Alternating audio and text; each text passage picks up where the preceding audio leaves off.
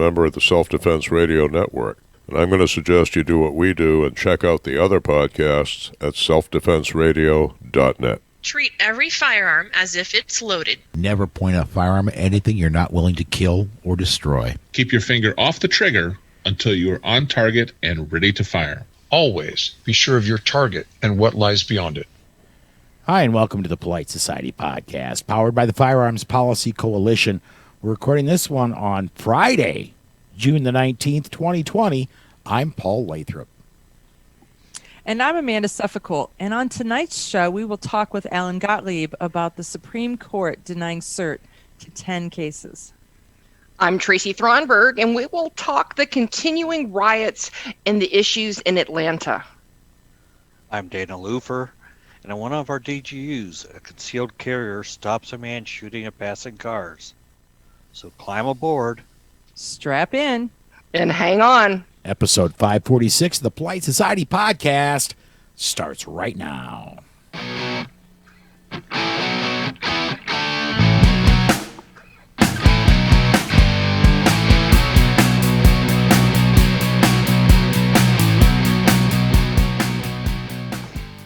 Hey, and welcome back. It's a Friday. It's not our usual Monday that we record these, and that's, well, there's a lot of reasons for that.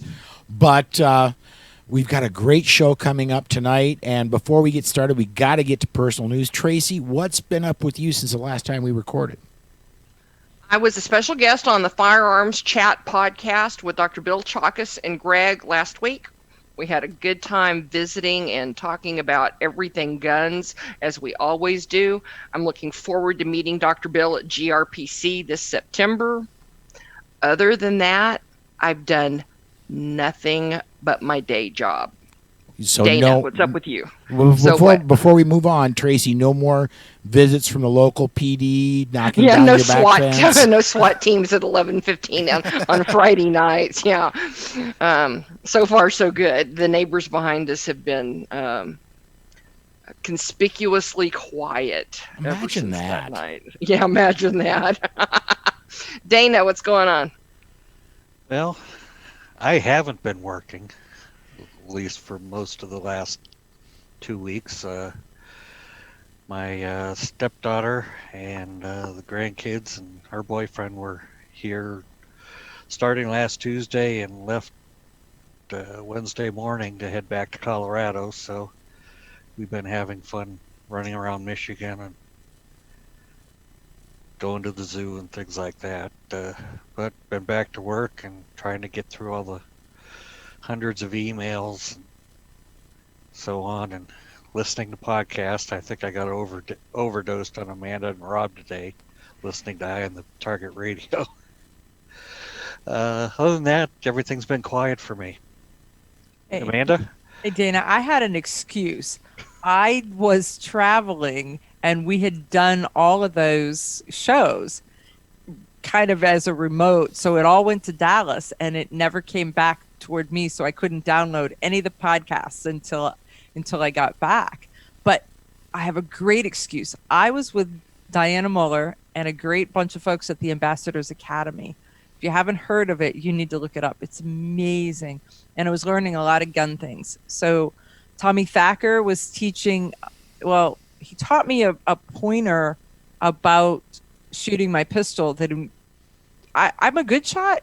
It made me an even better shot. I was really, that was worth the price of admission right there. And then I got to shoot 3-gun with Beth Walker.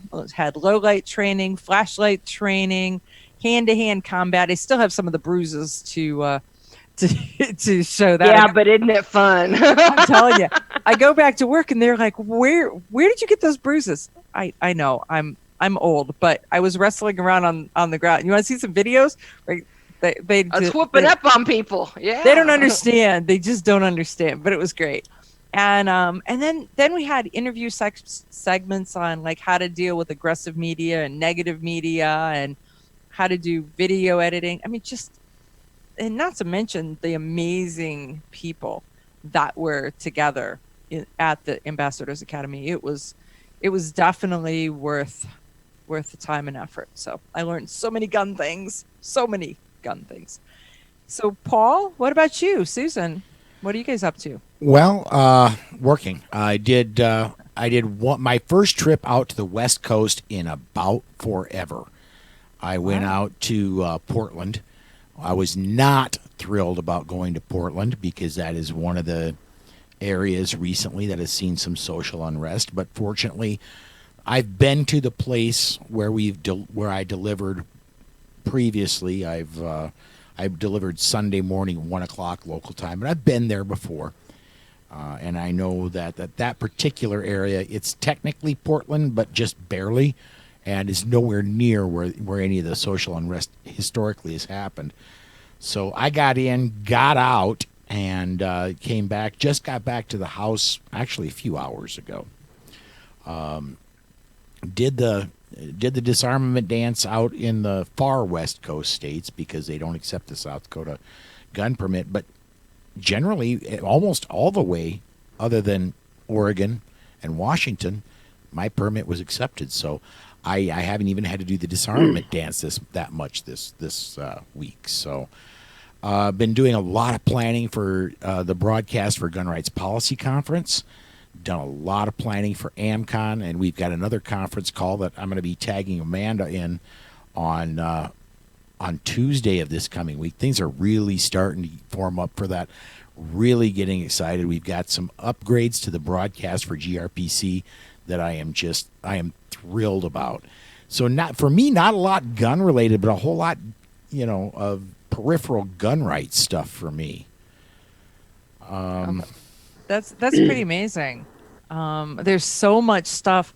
Well, look at how much stuff got skipped in the first half of the year and is getting shoved now into the second half of the year. Oh yeah.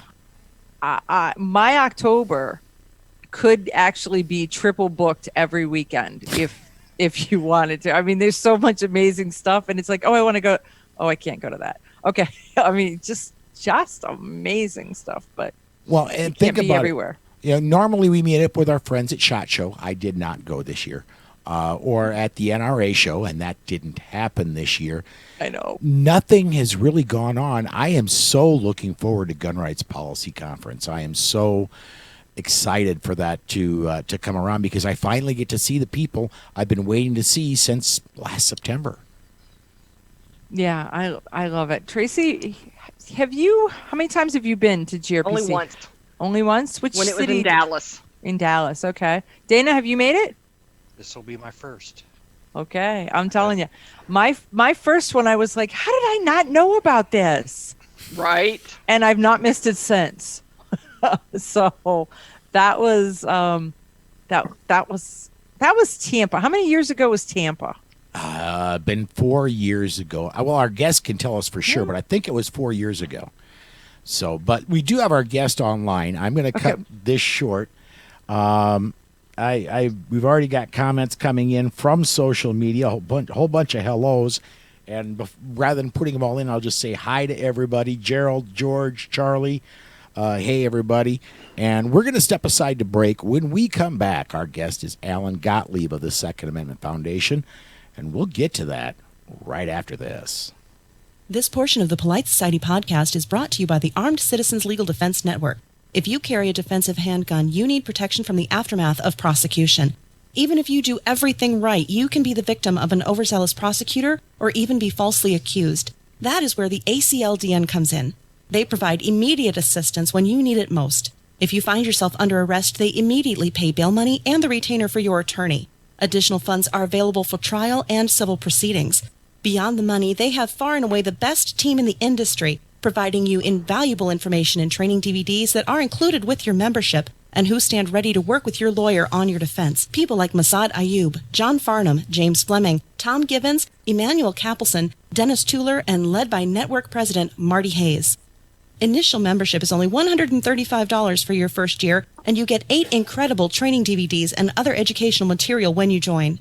If you don't have tens of thousands of dollars to defend yourself at your disposal right now, you need to be a member of the ACLDN. Go to armedcitizensnetwork.org and become a member today. And please mention that you heard about them on the Polite Society podcast. Hey, and welcome back. This is the interview segment of the Polite Society podcast powered by the Firearms Policy Coalition. Joining us tonight, I believe it's the second time he's been on the air with us, and I'm pleased as punch every time we get to talk to him.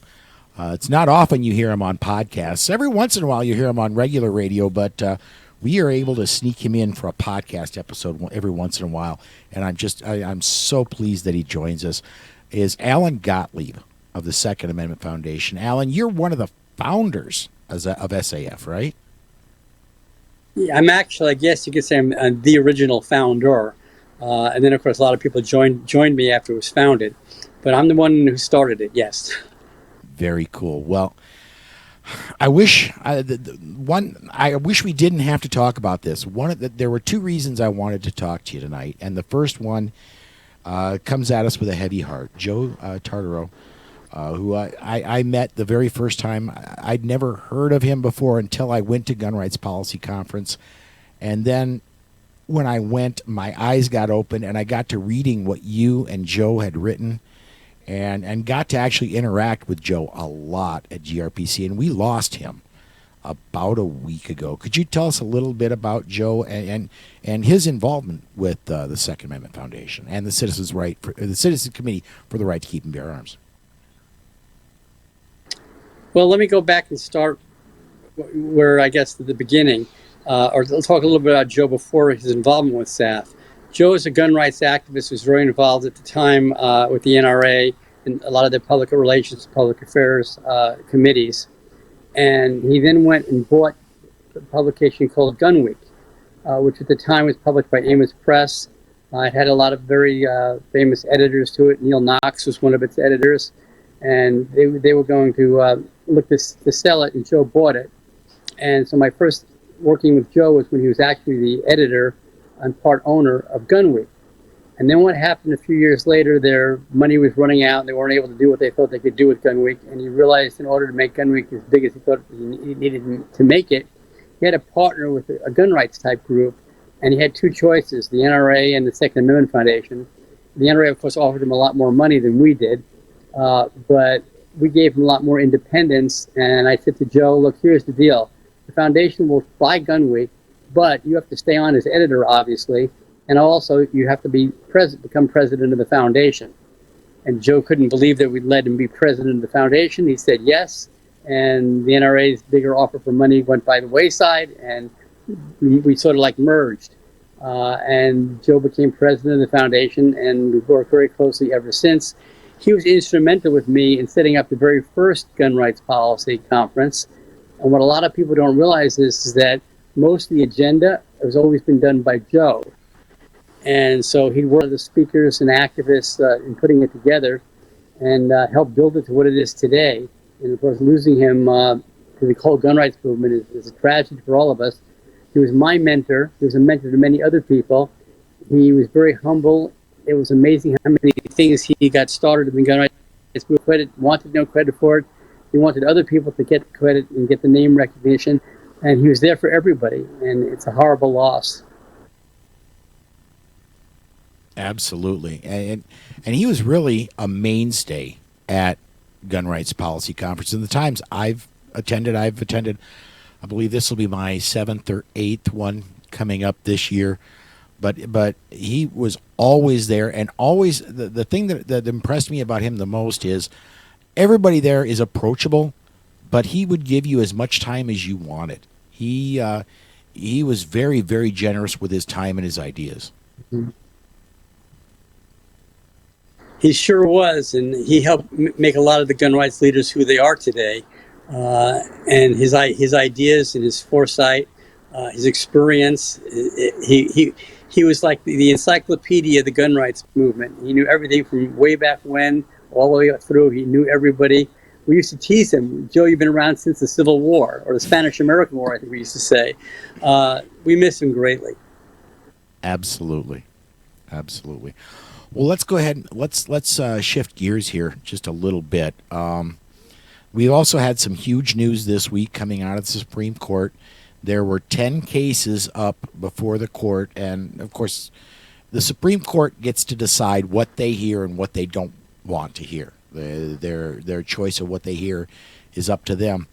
And there were 10 cases that they were based. I think the legal term is they denied certiorari or denied cert on these 10 cases.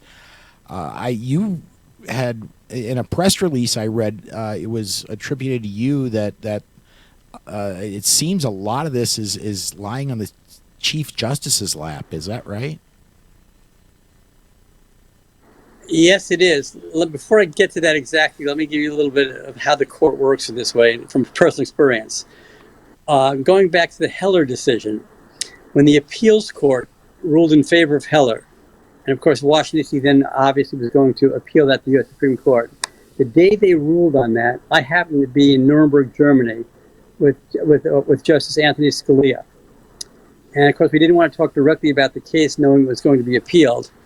But Justice Scalia said to me, Alan, it takes 4 votes to hear a case, but it takes 5 votes to win it.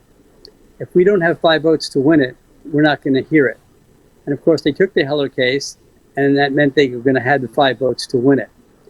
What happened this time is that Judge Roberts, the 4 conservative judges on the court, couldn't know that Roberts was going to support any of the gun rights cases. He didn't want to hear any of them. They were very concerned that he might actually rule against us and set bad precedent. And so the court didn't take the cases. And the reason they didn't take them was because of John Roberts really not wanting to hear them and getting involved in gun rights cases at the court. Now, I don't know for sure if Roberts just didn't want to hear gun cases and be controversial, or if in fact he didn't support the Second Amendment at all. Because in all honesty, he voted correctly in the Heller decision. He voted correctly in the McDonald decision before the Supreme Court. And he voted correctly on the stun gun decision that was before the Supreme Court. The Second Amendment, was more than just firearms. So I don't really know, but I do know that he's the reason why the court cases. And of those 10 cases you mentioned, 5 of those were Second Amendment Foundation cases, and in 2 others we had amicus briefs filed. So we were engaged in 7 of those cases, and I found it deplorable that he would let this happen. By not hearing the cases, he allows the lower courts to continue to thumb their nose at the Heller and McDonald decisions without giving them more directions on how to rule on the lower court level on gun rights cases. So it's very alarming and concerning to every gun owner in America, and he owes us all a very big answer on why he wouldn't take those cases. So, Alan, the one question, because there's so many of us who don't understand all the workings of the Supreme Court, so they didn't take these 10 cases. They didn't take any of the 10 cases. Does that mean that these cases have been kind of looked at and set aside, or are they still kind of in the stack and they can take them, let's say, if the mix-up of Supreme Court justices changes sometime in the future? That's a great question, Amanda. The answer is that these cases are dead, but they can be brought back with other plaintiffs. So you have to start all over again at ground zero, file the suits in the lower courts, go through the appeals process, and then get to the U.S. Supreme Court. So it sets us back a number of years for those 10 cases. There is one case still left in the pipeline, Rodriguez versus the City of San Jose, which is also a Second Amendment Foundation case that deals with gun confiscation, and both violations of the Second Amendment and Fourth Amendment is still before the court. And we're waiting next week. The City of San Jose has to file their response that the court asks them to file, meaning the court's very interested in this case. And then the court will decide if they're going to grant cert or not. So we still have one gun rights case left before the Supreme Court, but it's a travesty. All these cases that were there pending cert were all cases the court should have heard. We gave them a cafeteria buffet style of cases to choose from.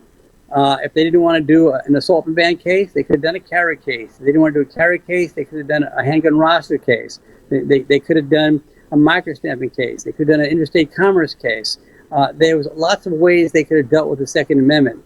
Ducking them all is uncalled for. It's unconscionable.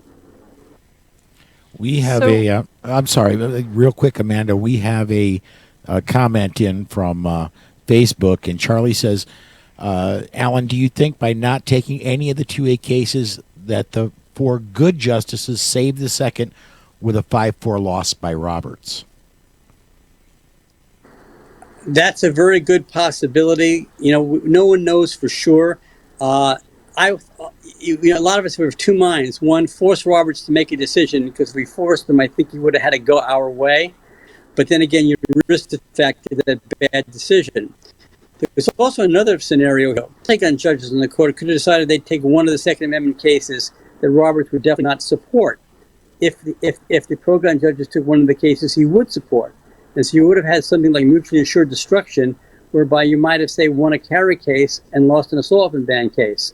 So there was all kinds of politics going on behind the scenes, and I think the court should come clean, be transparent, and let us know what went on behind closed doors.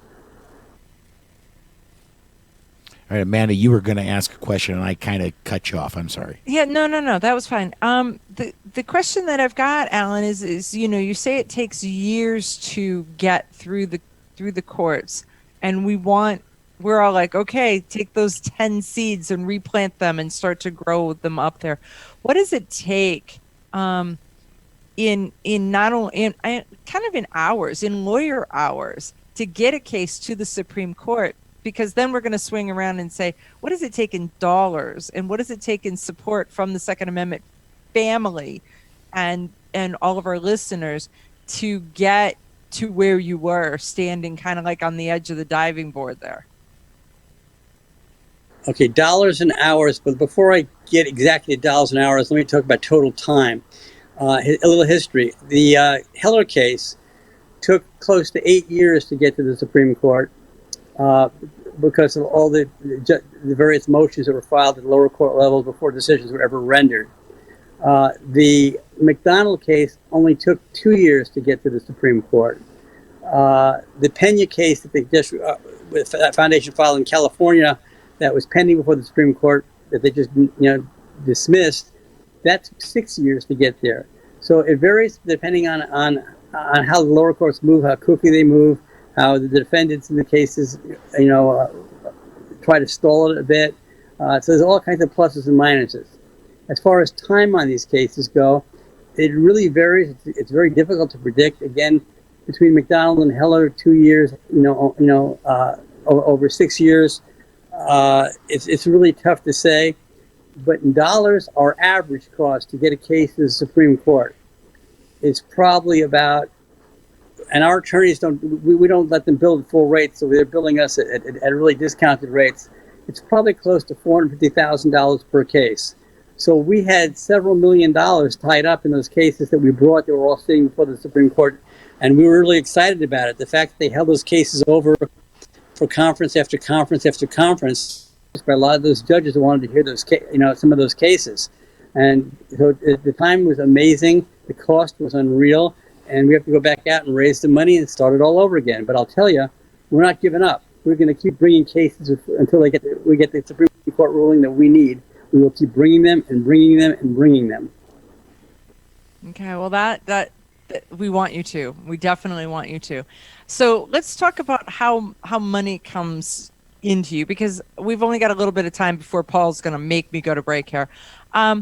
So I know that one of the ways that the SAF collects money or accepts donations is through membership.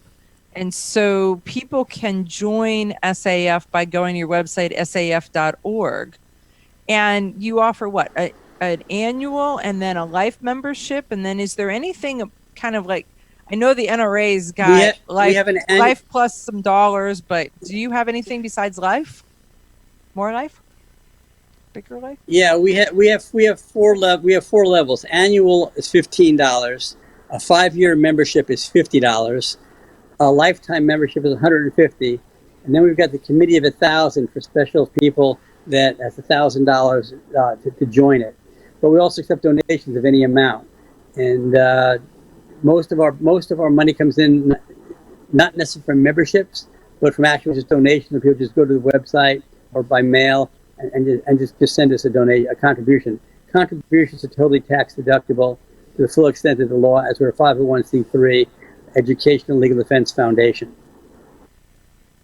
All right, well, we are coming up on the end of the segment, and the time really does fly.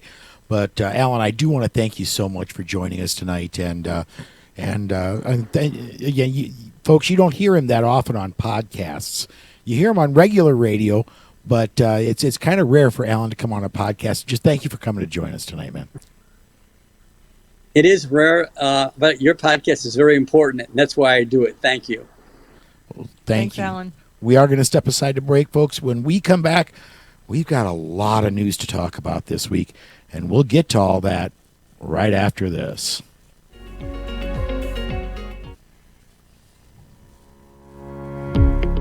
This portion of the Polite Society podcast is brought to you by The Complete Combatant.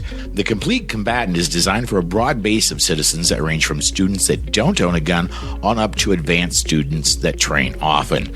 The Complete Combatant offers several different courses that build upon each other, from avoidance, using verbal commands, and preparing for contact, lethal versus non-lethal decisions, your 911 call, interacting with the police, to even dealing with the legal system in the aftermath. The Complete Combatant courses are a layered approach for all levels of experience that will walk you through all the many stages of decisions while developing a game plan tailored to your skills and your everyday carry. Please visit www.thecompletecombatant.com and make sure you mention this ad to receive 15% off. Again, that's www.thecompletecombatant.com and mention the ad for 15% off.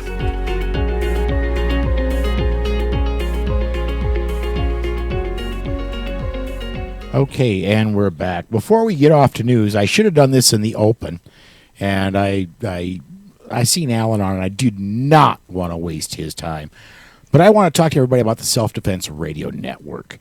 Our tagline is all your pro-freedom podcasts in one place. And for you, those of you watching on Facebook right now, you can see that we're up there: Self-Defense Gun Stories, Geeks, Gadgets, Guns, Gun Freedom Radio, Armed Lutheran, Eye on the Target, Mind for, just all kinds of great podcasts up there. More are coming. And please go check us out. You can subscribe right off the website or listen off the website if you just want to try one before you decide if you're going to subscribe. That's at sdrn.us.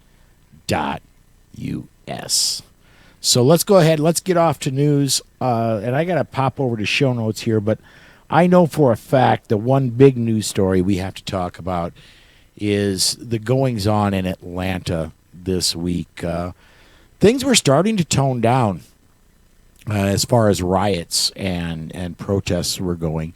We had on this past Saturday, a week from tomorrow, for podcast listeners, it's a little over a week ago because this won't release until the normal Tuesday morning slot. But we had a peaceful protest here, a very peaceful protest on Saturday of last week. And then this whole thing in Atlanta starts blowing up. There was a person that fell asleep in a Wendy's drive-through in their car. Wendy's said, "Hey, can you come deal with this guy?" Police show up, start to arrest the guy for DUI. He was super cooperative until it was time to get arrested. And then all of a sudden he was not so cooperative. Things escalated. And he ended up firing a taser twice at police and ended up dying. I've seen a lot of the video from this. In my personal opinion, nobody else's, my opinion only, is the guy kind of had it coming. You point something at me that makes a sound that goes pop. And looks like a gun. And looks like a gun, yeah. And is being held out at the end of your arm toward me. Yeah. In ambient lighting, yes. And one other thing, police, for you'll hear it in the DGU segment all the time. If they're running away, it's time to stop shooting. The police don't have that option. If the police believe this guy could go start out a killing spree, and he's already, tried to kill policemen, they kind of have to stop him in whatever form they can. So I do not. I think that this unfortunate policeman and his partner are absolutely being railroaded, and I'm sorry. The guy in Minneapolis, that was a murder. The officer in Minneapolis, in my opinion, that was if not an intentional killing. Yeah, it was an intentional killing. I just don't know if it was premeditated. But he intended to at least do very serious bodily harm to that guy. But this thing in Atlanta, that was a policeman doing his job. I think that there's a couple parts of this, though. And, part of it is the news, the 24-hour news cycle wants to put us at odds with one another. And people want to watch a segment of a video and then say, okay, I'm the judge, jury, and court, if you will. Right. And that's not how we in the United States work. The interesting thing that I believe that I read, and I've only read it one place, which always leaves me questioning whether is it fact or is it fiction or is it, some dude in his mom's basement, is the fact that the Atlanta Police Department, as I understand it, has a policy that if the police are involved in a shooting, that they press charges and then they allow the court to sort it out so that they take it away from the internal police investigation so that they don't look like they are partisan to their people. Have you guys seen that, heard that, read that? Or was I dreaming something? I have not heard that. Tracy? I'm trying to remember. Greg Ellifritz wrote something about this that I have read in the past week, and it was a really long article, and I think he broke out part of the Georgia statute on this, and I'll be honest and tell you that I do not remember. Okay. Yeah, I mean, so that would be interesting if that were the case. But I see if I can find it. I really don't know, and I'm not trying to send you to do some homework on something that I didn't do the homework on. That's all right. But I, that was kind of one of the things that I kind of thought I saw in passing. But I think that part of what we're facing here is this us versus them mentality that is trying to be promoted, it's trying to be pushed, it's trying to be created, because you don't sell newspapers and you don't sell a 24-hour news cycle if they come on and say it's a sunny day in the neighborhood and everything is just fine. If it bleeds, it leads. That's exactly it. And if they don't find strife, if they can't find something, they will. They just will. They are news entertainment. They are not news. And so keeping that in mind, when you watch some of these folks that are trying to feed us the news, that helps understand some of this. And some of it is a crock of cheese. There's absolutely no doubt about it. But other ones are really being promoted where there's nothing behind it. There's no depth. There's no anything. And it should just be, okay, it's Tuesday. This happened. Move on. Others are, okay, it's Wednesday. That happened. They need prosecuted. Well, and one thing that happened that it's not been in the major news media at all, but I've seen a ton of it on social media, is the evening after they charged the police officer in Atlanta with murder, a whole ton of Atlanta officers, and I don't know the percentage, but I'm not sharing that.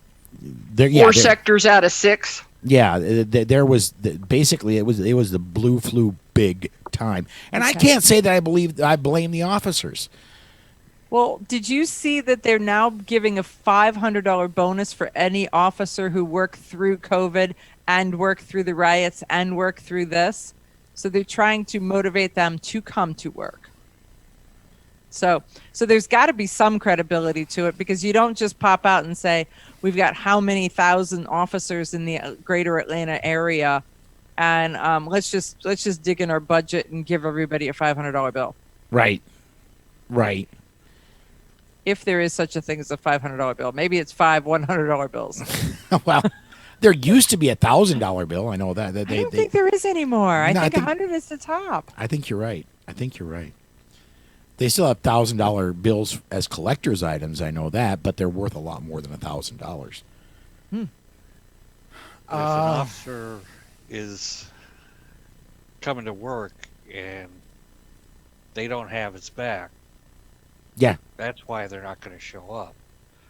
They want to be assured that they can do their job and not have to keep looking over their shoulder that somebody's there to.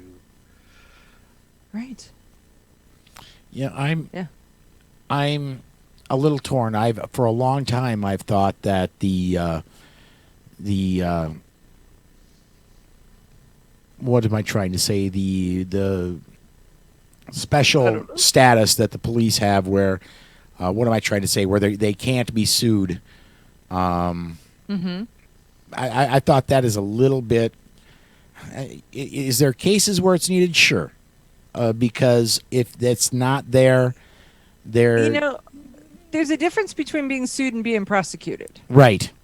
And so, but allowing civil suits for our first responders, whether it's the firemen, whether it's the EMTs, whether it's the police officers, I don't think they should do it. I really don't, because you're watching these news pundits right now saying, well, they don't have to use their gun, they could use a less than lethal, or they don't have to do this, and they don't. Then why don't they go be the cops?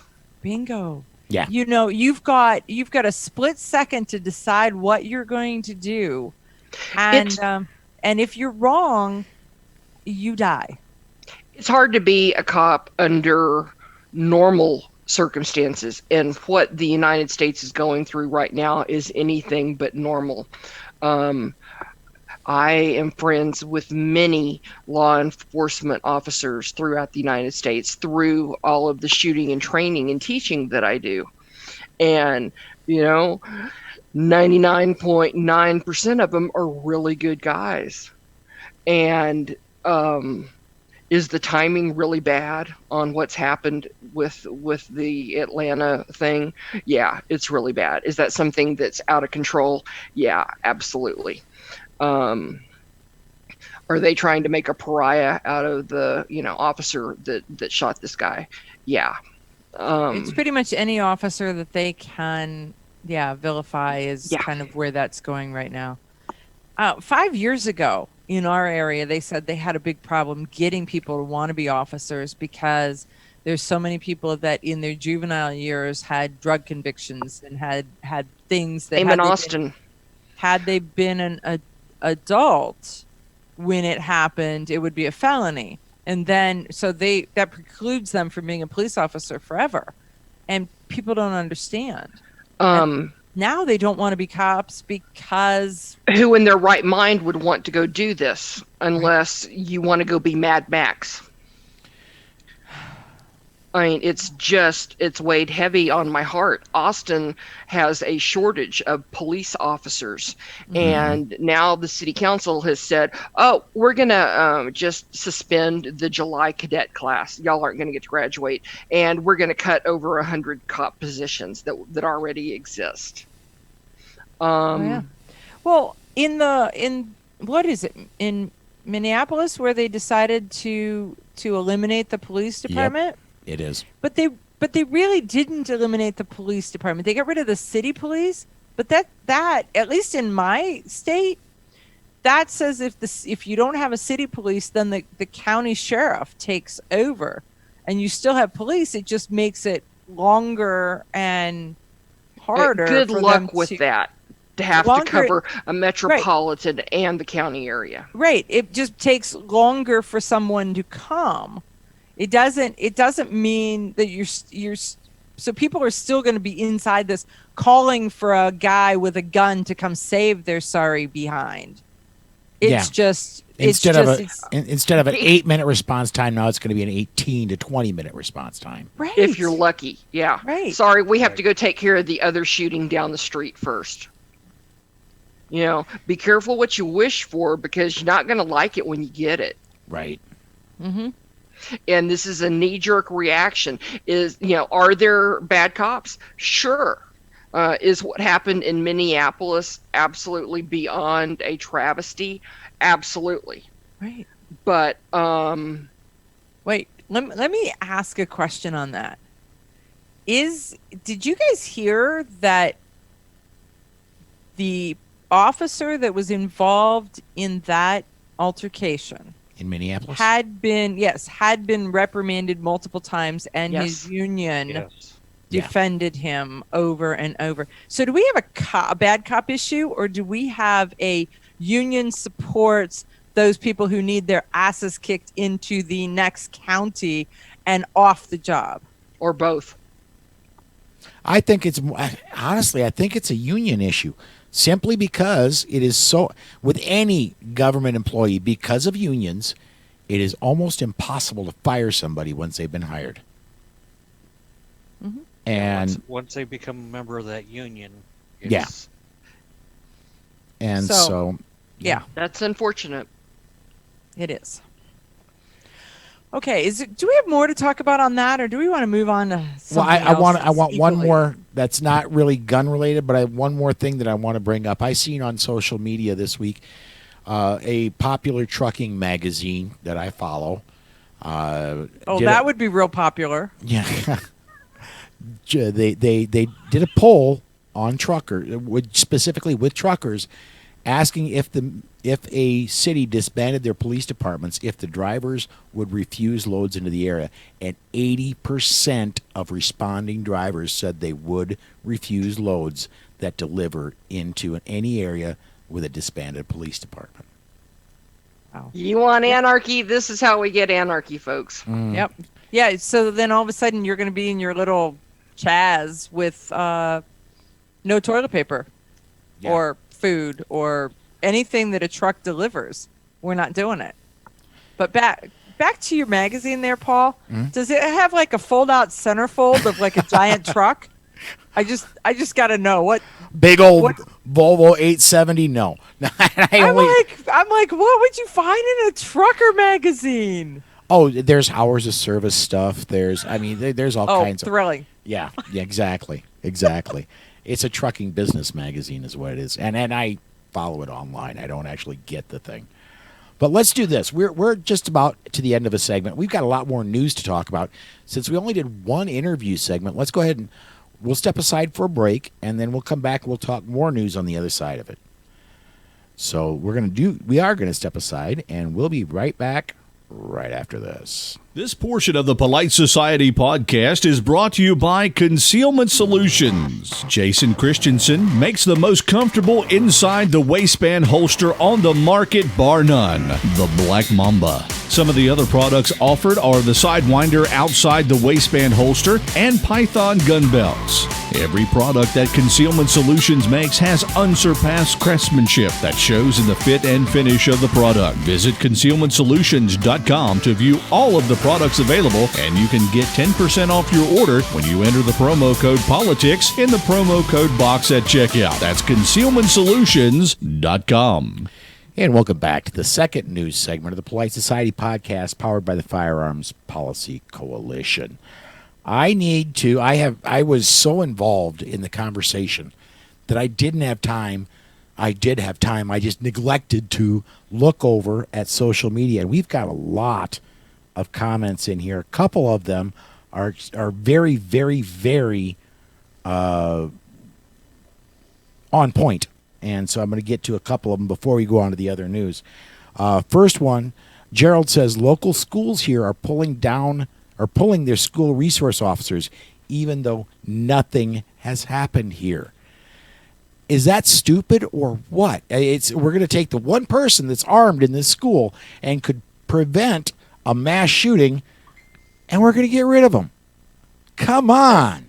Because he's got a gun. And guns are Yeah. bad, So, yeah. Denver's one of those school districts that have said that. Wow. Wowzy, wowzy, wow. Brent says they're trying to make it a union issue, especially because the head is a Trump supporter. I'd like to meet. There's got to be something. I don't know of a single union that supports Brent, or that supports Trump. But What's interesting is I have some interaction with the union, and they have almost flipped neutral in well, Wow. we'll just say. Yeah, so I have seen Teamsters wearing pro-Trump gear. That's awesome. That's Yeah. awesome. Brent also said that Hennepin County Sheriff in Minnesota, Hennepin County is the county that most of Minneapolis is in, says they will not be doing policing in Minneapolis proper. You Okay. think? I don't know. I think the other night when they had the blue flu in Atlanta, I think I read that part of the Fulton County Sheriff's Department was trying to answer calls for the 4 different sectors that were unavailable. Did you see the ad in Atlanta that because they didn't have police officers, they were looking for former military with concealed carry licenses? It was like, insanity. Really? If you met that criteria, would you even risk yourself, your family, your livelihood to, if they're not going to stand behind the police, they sure as heck are not going to stand behind a volunteer with a concealed carry license. French Foreign Legion, baby. French Foreign Legion. Right. I mean, Kevin Blanc. The Hessian troops here. I don't get it. But no, I can't see it. Yeah, no, I read that and all I could think of was Soldier of Fortune magazine. It was just like absolute insanity. What is going on in our country right now? All right, got 2 more, and then we're going to get on to more news. Brent again says, Bob Kroll is a known Trump supporter. He made national news when there was a rally here. I'm guessing that Bob Kroll is a union head there. And George says, I don't want to hear about the next school shooting. And George, I'm right there with you. I never want to hear about the next school shooting. Yeah, but yeah. Well, we've had all these kids schooling at home and haven't heard any shootings. So. Yeah, right. Somebody's defunding school resource officers. Is that Oregon? Yeah. That was where, let me pull that back up again. That's where Gerald is from. And so, yeah. Let's see here. Let's bring up a few more news topics. Let's talk. We're talking about homeschooling. Let's go right into the guns in the pictures in Zoom classrooms where the principal said, if it's a Zoom classroom, your house is my classroom and I control it. Yep. They sent the police when a BB gun was seen in a student's on the wall in a student's room. Well, that was the second one of those circumstances. The other one was there was an adult student, a college-age student, who was cleaning his gun as just something he was doing while he was in class. I think he was baiting, but he's at home cleaning his gun, listening to the conversation, and they lost their minds. Wow. So what do you guys think about this? The principal's statement that your Zoom classroom is under the principal's control. I think, let me just real quick. I saw a meme. I've seen it a couple of times on Facebook this week. And I don't remember exactly what it is, but it's akin to, remember when you go to the grocery store and you see a little kid throwing a temper tantrum in the middle of the grocery store and you think, oh, they need to get their butt spanked, and the mom just goes, look, he's 4. The 4-year-olds have grown up, and this is what's going on in our country now. Mm-hmm. People have lost their ever-loving minds. I remember seeing a commercial. I don't know who the company was, but there was a commercial on TV last time I was home. Susan, and it was on Food Network because that's a lot of what Susan and I watch on TV. But they had a video conference up, and there was one guy who was really interested in looking at the camera, and then the picture falls down, and you see him back in a hammock swigging a beer, and all of a sudden he notices the picture fell, and he gets up and runs to go replace the picture. That's about the only way I'm going to video conference with anybody that's not a member of my show. You don't need to see. And for people who's been watching our Facebook videos for a while, you notice there used to be the background of the back of my office, and now you see a blue curtain.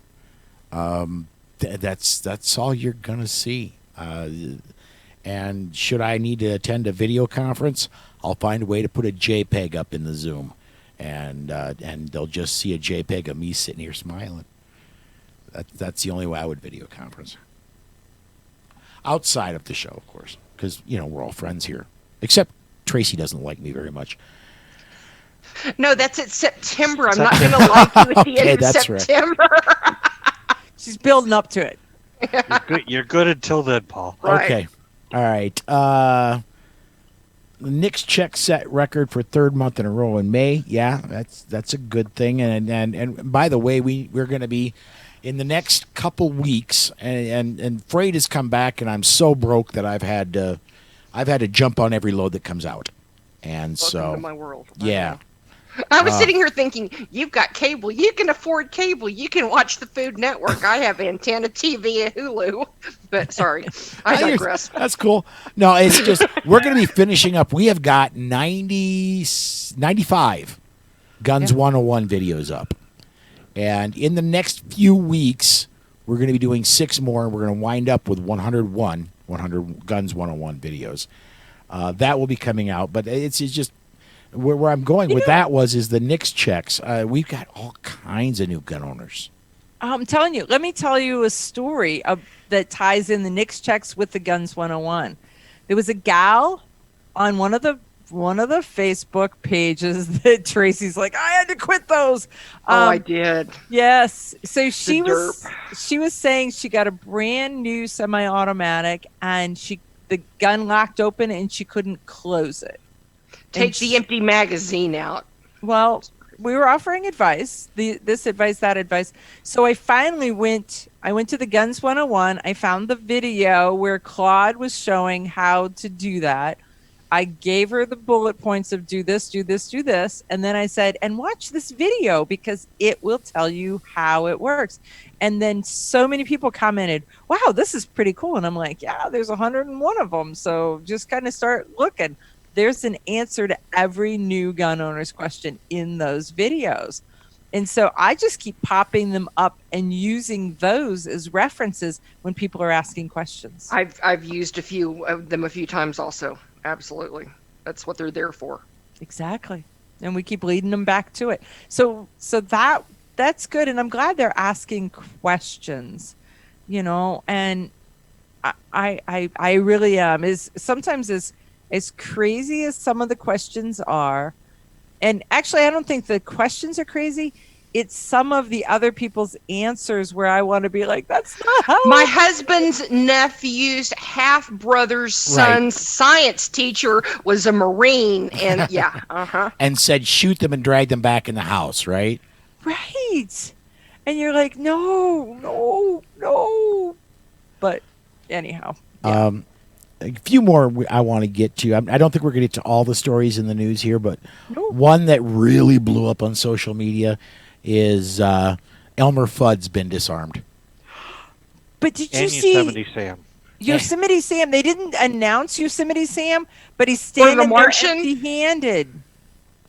The Martian with his ray gun. He doesn't have a ray gun now? I don't know, but they didn't make a big deal out of taking his gun away. But I saw Yosemite Sam with his hands out, like... And no revolvers, Right. How can that be? When his hands come out of his pockets, his guns are in them. We're trying to rewrite history to make everybody happy and feel good. I feel better when Yosemite Sam is shooting up the joint. And I want Marvin the Martian to have his PQ-35 modulator, or whatever the heck it is. Right. Space modulator. Space modulator, pardon me. Exactly. I bought a flare gun one time because it looked like that, and I was like, I come home with this. My husband's like, "What is that?" I was like, "You got to watch Marvin the Martian. You'll understand."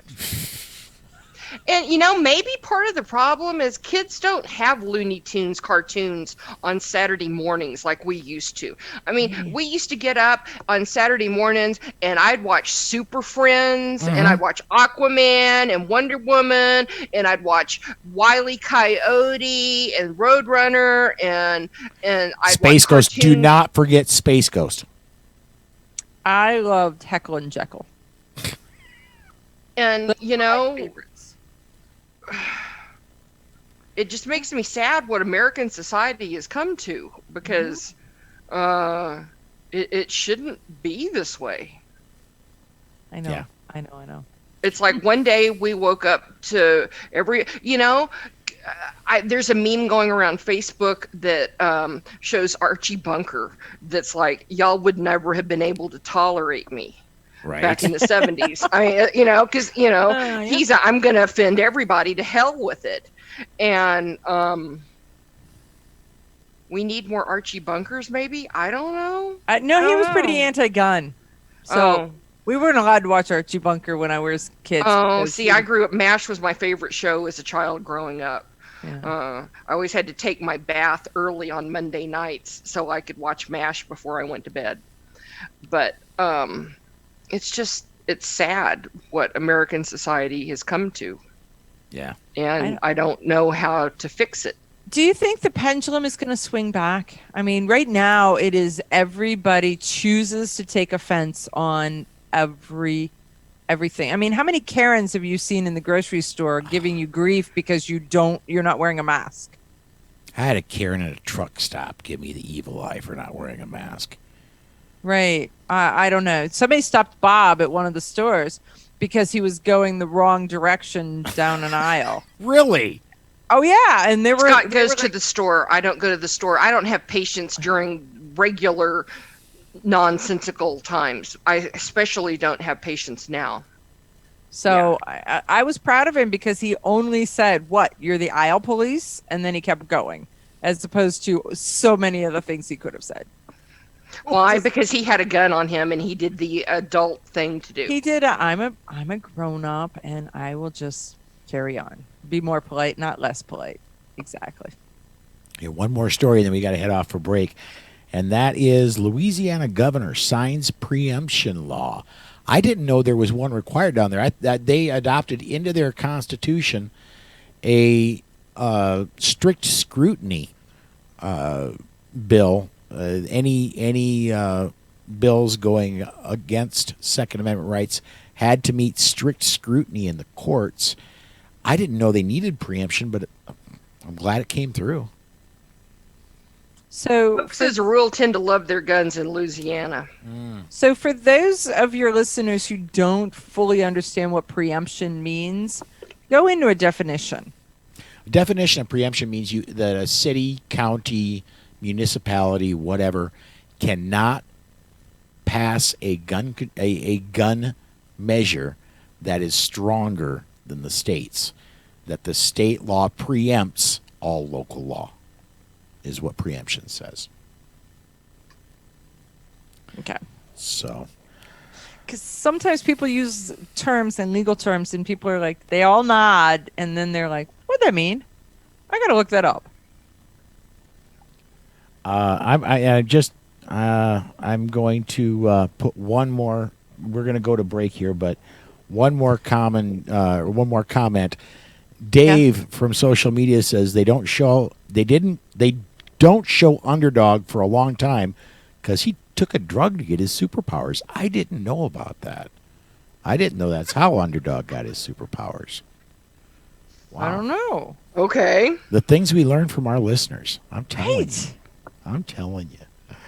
All right. Now, if we knew what drug it was, that would be a good trivia question to have filed in the back of my mind. Well, my life ambition is to win Jeopardy Tournament of Champions, so, All right. Dave, if you are still viewing, pop that in the comments. We'll get to it the other side of the break. Before we get to our DGU segment is next. We'll be back with that right after this. Firearm Safety Institute is one of Northwest Illinois' premier firearm training companies. They provide superior firearm training to all levels of shooters. Gary Doherty has been a trainer and concealed weapons permit holder for many years. While living in Nevada, he carried legally and has the experience to train you to do the same. Firearms Safety Institute offers a wide range of courses designed to meet the personal needs of both seasoned shooters and those that are new to the world of firearms. If you are looking to apply for the Illinois Concealed Carry License, Firearm Safety Institute can provide you with the professional training that meets the state's requirements. Gary accommodates classes of all sizes and can provide individualized instruction if that is your personal preference. He's happy to work with you and your friends to arrange private classes and will come to your location and work around your schedule. If you would like to get your Illinois CCW or increase your firearm knowledge or skills, go to firearmsafetyinstitute.com to start the conversation. Mention the Polite Society podcast and receive a 10% discount on your training. Remember, that's firearmsafetyinstitute.com. Get your Illinois CCW today. Hey, and welcome back to the DGU segment of the Polite Society podcast powered by the Firearms Policy Coalition. And Brent jumped to the rescue. As to the last portion of the last question I asked when we were going out to break, Brent says, the compartment of my ring I fill with the Underdog Super Energy Pill. So that's what Underdog. All right. Thank you, Brent. Took to Super energy pill. I need a super energy pill. I know, me too, right? All right. Let's get off to DGUs. I don't see any assigned, so I will. I'll do the intro. The first one. Yeah, okay, and then I'll throw to you, Dana. But these discussions are not legal advice. Some of us are trainers, but this is not formal training, and you need formal training. The defensive gun use segment is intended as information, not as training. As always, the opinions of the hosts are only their own opinions and not those of any sponsors or other affiliations, although they should be. All right, let's go ahead and get off to the first one, Dana. This one comes from Delta Township, Michigan. Saginaw Highway running through Delta Township on the west side of Lansing is 2 lanes in each direction with the turn lane in the center. Officers were called just after 8:30 a.m. after receiving reports of a man with a gun in the road. Witnesses reported that the man was aiming the gun at people and firing shots. At this time, there was a 22-year-old man driving east into Lansing, about Brookside Drive. He stopped when the gunman stepped in front of his vehicle. The gunman pointed his gun at the driver.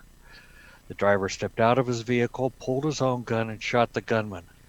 The driver has a concealed pistol license for the state of Michigan. The 26-year-old gunman was pronounced dead at the scene. It was unclear why the hero stepped out of the vehicle, but he may have either had to in order to pull his handgun or made a split decision not to damage his windshield. I'm going to jump in on this one first, and I'm going to say this. Windshields can be replaced, and that vehicle is a much, much, much better tool for escape and for offense than your handgun is. Oh, hell yes. And so putting myself in that situation, I probably would just have said, floor, this is the accelerator pedal, meet the floor.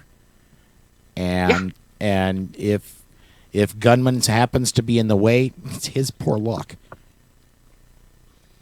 Well, there's some statistics that show you that distance is your friend. So even if someone is shooting at you, though we know bullets can go really far, the data that I've seen is like you can increase your odds of survival by 40% for every 12, 15 feet you put between yourself and a gunman. If you've got a car that will go. And if somebody walks out in traffic in to stop you, and part of the story, I'd heard this story, part of the story was he had stopped other cars. So he was stepping out in front of this car and then stepping out in front of that car and shooting at people and shooting in the air. And so all of this. So if you see this kind of things going on ahead of you, taking some kind of alternative measures prior to stopping and getting out of your car to level the playing field with you and the bad guy, you probably shouldn't do it. Tracy? Why? Just why did he get out of his vehicle? So aside from that, if you can't pull your gun out of the holster while you're sitting in a vehicle, you might need to reconsider your carry position. But I'm with Paul. Your vehicle is a much better tool than your handgun. Yep. Well, Run them over. Just run them over. I had one that I posted to our group recently from down in, I think it was down in Kansas, that soldier that was in his car. There was a gunman on a bridge, and he used his car to take the gunman out. So good for him. Yeah. I mean, All right, let's go ahead and move on to the next one. Amanda, looks like you got this one. Okay, this happened in Lake Elsinore, California. It's unclear what prompted a 31-year-old male to assault his female partner in a Lake Elsinore shop. The shop owner is a man, and he intervened in the assault. The attacker left the store, but he returned just minutes later. Once back in the store, he knocked the male shop owner to the ground and then charged the female. He hit and kicked her while she was on the ground. During the frenzy, the attacker then produced a metal object, which he used to strike the female. The store owner pulled out his gun, but the suspects still continued to come toward him. The owner shot the aggressor once in the abdomen. The injured thug fled from the business out the back door. Deputies were unable to find him, so the sheriff's helicopter was called to assist. He was found several streets away, and the gunshot wound was non-life-threatening. He was booked on suspicion of second-degree robbery, assault with a deadly weapon, battery, inflicting corporal injury on a spouse or co-inhabitant, terroristic threats, receiving known stolen property, vandalism, and violating probation. He sounds like such a nice young man. And he was just turning his life around, right? I'm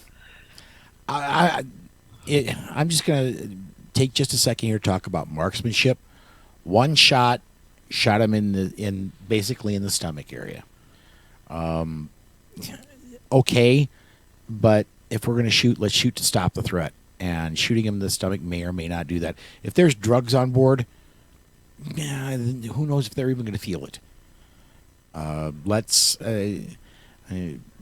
If you've got one chance to take a shot, don't take the Joe Biden approach and shoot him in the knee.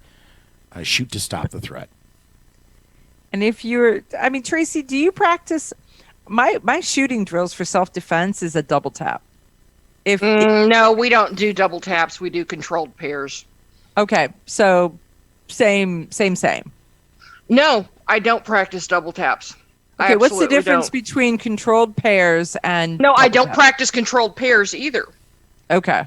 You don't want to get what we call a training scar, where every time you bring your gun up, your lizard brain fires 2 rounds. You fire as many rounds as you need until your threat is stopped. It may be 2 rounds, it may be 5 rounds, it may be more. But what you don't want to do is build every time you present your gun and come up on target. You don't want to fire the same number of shots every time. That's bad. We don't do that. No, bad. Okay, well, I'm going to say that if there's, in my training, if there is a spot where I'm shooting to stop a threat, I am not shooting once and then pausing to see what's happening. That's absolutely right. You don't pause. Okay. And there are certain places on the anatomy that you aim for, and the gut is not one of them. One of them, exactly. Now, depending on the situation, a place slightly below the gut on a gentleman can be extremely effective. Yeah, hands. They can still use their hands, though. We're not shooting you in the brain. We're. I'm not saying shoot you in the brain. That wasn't what I was saying. It wasn't that brain, Tracy. But I'm not gonna shoot you in the pelvis. Yeah. I've been through training. I'm not going to name specific trainers, But I've been through training where it was if you are at enough of a distance and the threat is a knife and you break the pelvic girdle, well, they may still have a knife, but if they can't get to anybody, you stop the threat. And psychologically, when you point a pistol at something down there on a guy, I'm telling you, as a guy, that gets your attention. So Right. I'm shooting you in the brain. yeah, bravado. If somebody points a pistol at a head, bravado can overcome that. Chest, same thing. But when there's a pistol pointed at something, especially if a female is pointed, I've never been through this, but I can only imagine a woman pointing a pistol in that area. Hello, full attention. So, I would say the same thing. yeah. Okay. So You're Tracy? taking too long to get your shot off if you're pausing and pointing at, it's Yeah. just, I would do things If differently. you're trying to find little Paul. Yes, Yeah. I get it. Okay. We better move on. Because I had a really bad comment that almost came out. We're just going to move right on. Yeah, let's go ahead and mention that we're going to step aside to break. When we come back, we're going to go ahead and wrap the show up with our final segment. We'll get to that right after this. In 1928, Germany required its citizens to register their firearms, making possible Hitler's 1938 Nazi Weapons Act, disarming all Jews. Now ask yourself, what is the real consequence of registration? All in favor of gun control, raise your right hand.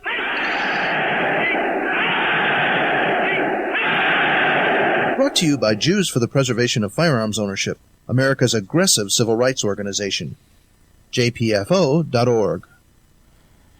Hey, and welcome back to the final segment of the Polite Society podcast powered by the Firearms Policy Coalition. At this point, normally I ask for email, and again, I just got home today. I have not had a chance yet to check to see if we've gotten any email. If you do want your email read on the air, send it to onair@politicsandguns.com. When I check it later tonight, if there's anything relevant, we'll get it in next week's show. But normally what I really love, and since we started doing these live shows, come join us. Watch us as we do this. Comment, as a lot of people have done tonight as we're recording.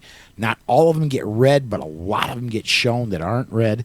And I love the instant feedback that provides. So normally I would go to Rob. Do you have any Slowfax blog posts you want to talk about? But he's not here, so I'll just remind you to go see his blog at slowfax.wordpress.com. And then Rob would say to John, what's been going over on your blog, Only Guns and Money? But John's not here, so I'm going to say go ahead and look at his blog at onlygunsandmoney.com.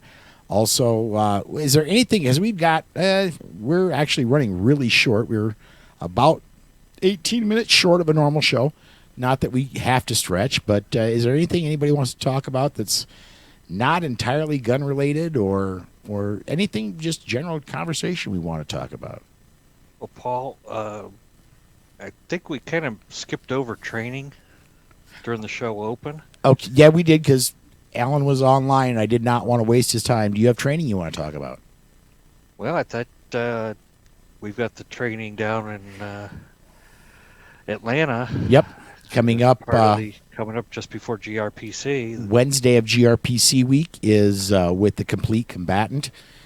Brian and Shelley are going to be doing a one-day pistol class, and I think it's a really cheap price for that. I think it's like $150 for a full day of training, and that'll be the Wednesday of GRPC week. And then the next day, I jet out of there and head down to Orlando.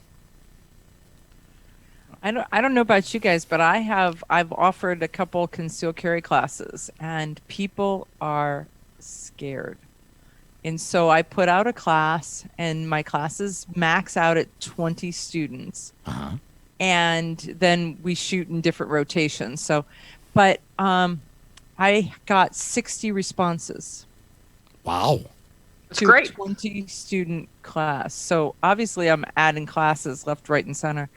But I think that says a lot about where we are right now. that even people who are gun neutral are saying, wait, whose job is it to defend me and my family? And people are going to gun shops and there is no product. There's no guns, there's no ammo. They are cleaning everything out. People are buying what do you have? How do I use it? Seems to be the standard line right now. I mean, what are you guys seeing in your state? Yeah. The distributors. I've been gun shopping and going to Davidson's Gallery Guns, and the guns that I've been looking for are not in stock. So it's.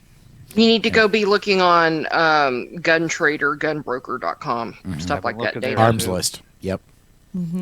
I'm going to get one commentary just came in on social media. Dave says, how many states are like Minnesota in the sense that one has to get a permit to purchase a pistol from the police if you don't have a carry permit? Not in Texas. I know in New Jersey you have to get a pistol purchase permit. That was the whole thing with Carol Bown. She was waiting and ended up waiting till she died when her husband killed her because she was waiting on a pistol purchase permit.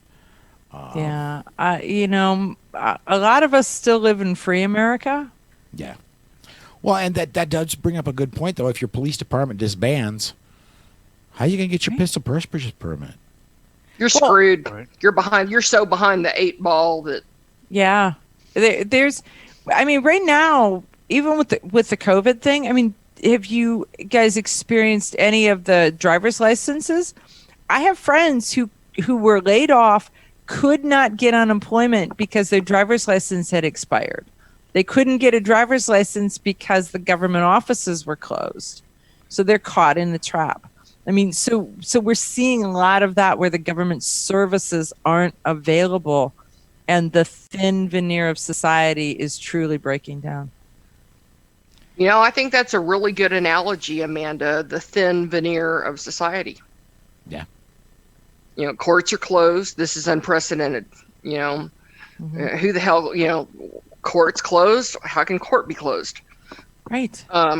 I read briefly today that Texas prisons are just now going to start accepting prisoners back into the penal system. Where the hell have they been in the meantime? Have they been in the county pokey or what? What did we do with the last 4 months of people? Wow. I don't know. Yeah, putting America on hold for 4 months is there's repercussions to that are going to, and it's not just in the gun world. It's kind of all over that you're gonna see it in your life, whatever that is. Ammo. Think about this. We no longer smelt lead in the United States. No. So it's Thank you, imported. President Obama. It's imported. Thank you, EPA. But it's imported. Okay? And guess what? We didn't have ships coming into our docks for how long? 3 months? So you disturb any of the manufacturing cycles for 1/4 of a year and see what kind of reverberation that you see for that. Yeah, it's ammo. It's going to be a while. Yeah, if popular calibers, 9mm, 45, 223, 30-06, you're going to have a hard time finding them for a long time. A while. Yeah. I'm trying to just score some 38 Super for a new Wilson. Well, for a brand new Wilson that was made many, many years ago that my dad picked up today. 38 Super. I texted the girl at the gun range that I work at. I'm like, do we have any ball 38 Super? And she's like, this is what we have. I'm like, no, I'm not asking for silver tipped hollow points. I'm asking for target ammo. No, we don't carry that. I'm like, So now I've got to go order some online when we get done with the podcast. Well, the other part happens then is when you say it's going to be a shortage on the popular ammo. What then happens is the manufacturers go into hard production of the popular ammos, and so the less populars never get their turn in the manufacturing cycle. Scott said when he was at Academy, like 30-06, 300 Win Mag, 243, stuff that you hunt with is what's on the shelves, and that's really about it. But Amanda's right. They're going to start producing the common stuff to meet the demand, and then your obscure stuff's not going to be on the shelf for hunting season in the fall. Exactly. So this is going to be that thing again where it happened in 2008, it happened in 2013, and we're back again. Yep. And this one has some. The other stuff was just scarce. I mean, it was just scared. People were panic buying. This one's got an economic thing behind it too, and so this one could be a longer time to recover from. Well, and it had a disturbed supply chain also. So not only are people scared, but the supply chain was stopped. And so it's going to hit it from a couple points. So I agree with you, Paul. It's going to be a while. And you're going to have to pay more. Yes, you are. And I don't think that even once the scarcity problem is solved, I don't think that's going away. It never gets that never gets better. So to our listeners, as you go to your gun shops, think about it now. Buy it now because it's gonna reverberate through. Buy it by the case. And support your local gun store. I mean, it may cost $1 more for a box of ammo at your local gun store, but if they have it. Yeah, if they have it. But those folks are taking the brunt right now, and they could use your support. Right. If they have no product to sell, they have no income. All right. Before we take off, I do want to do a little bit of egregious self-promotion. Not self-promotion because it doesn't benefit me. But we do have coming up the week of Gun Rights Policy Conference. I'm going to be basically pulling a stunt. I'm going to do the ride. What that is 1,000 miles in less than 24 hours on a nearly 40-year-old motorcycle. I'm going to start from Sioux Falls, South Dakota, drive down to our good friends with the Complete Combatant, Brian and Shelley down there. I'm going to drive down to their place in less than 24 hours. And I'll be doing social media posts all along the way so you know I'm actually doing it. Every fuel stop, I'll pop onto Facebook Live and say hi to y'all and all that. But the reason I'm doing it is the SAF, and we had Alan Gottlieb on earlier tonight, with the whole COVID thing, man, they've been down on donations, and I want people to sponsor the ride to try and raise money for the SAF. You can find out all the details about the ride, and you can contribute by going to butdidtheydie.com. That's a but with one T, didtheydie.com. I'm really, really hoping. My goal is $11,500 check that I can write out, $1 per mile, to the SAF when we get down to Orlando for Gun Rights Policy Conference. I'm really hoping you can help me make that happen. Again, that's butdidtheydie.com. Let's talk about why you named it that, because I think Paul's going to be absolutely screaming miserable. And then the answer was, but did he die? And then it was, he's a team. So, but I may really hate you after that weekend. I forgot about that part. Oh, well, I've already verbally committed. I am a woman of my word. Yeah. Okay. Yeah. Well, pack sunscreen, wear a jacket. Yeah. Yeah. I'll be in full protective Take gear. your ibuprofen and your Bengay for your butt and your legs. I think we're gonna bring him one of those blow up whoopee cushiony right ring things. Jackhammer gloves to absorb the from your handlebars. Oh no! See, the bike I'm riding is a 1982 Goldwing GL 1100. It is smooth as glass. I got it last provided fall. You're on good roads. Well, there is Illinois I have to drive through. There is Atlanta I have to drive through. But seriously, there's very little vibration in this bike. Period. It's so well tuned. so well designed and made that the vibration won't get me. The sitting in one spot for 17 and a half driving hours, that could hurt. But, you think? All right. Well, now we're almost to the hour and a half that I like to keep these two. So we're going to step aside here, and we're going to shut everything down. I want to remind everybody, please go look up the Facebook group, search Facebook for Polite Society Podcast listeners. And that does do it for another episode of the Polite Society Podcast. I'd like to thank Alan Gottlieb for joining us today. So for Amy, Tracy, Belle, Kat, Dana, Gary, John, Susan, Amanda, Monty, and Rob. Until next time. Stay safe. Be aware. And we'll see you down the road. Whoops.